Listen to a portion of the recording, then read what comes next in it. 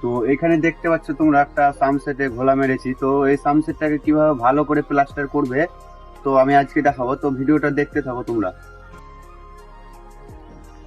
তো দেখতে পাচ্ছ তোমরা আমার সামসেটটা ছাবা হয়ে গেছে তলাটা। তো কিভাবে ছাবা আছে একবার দেখাই দাও।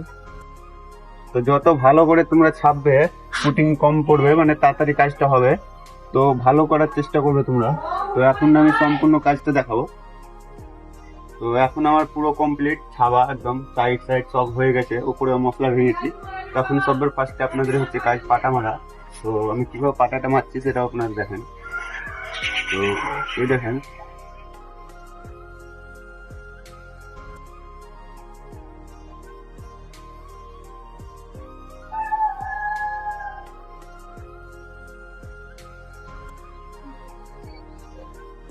আমি যেভাবে পাটাটা মারছি, যারা হাফ মিস্ত্রি নতুন মিস্ত্রি তারা এইভাবে মারবে না, কারণ এভাবে মারলে তোমরা এটা মিলাতে পারবে না। আর আমার একটা কাজ করে করে আইডিয়া হয়ে গেছে, ওই জন্য আমি মারছি।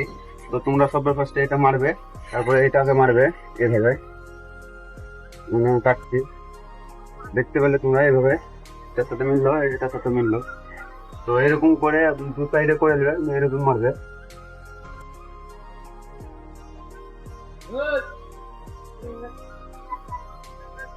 তো এখন আমার কাটা মারা কমপ্লিট, এখন রূপসা মারবো।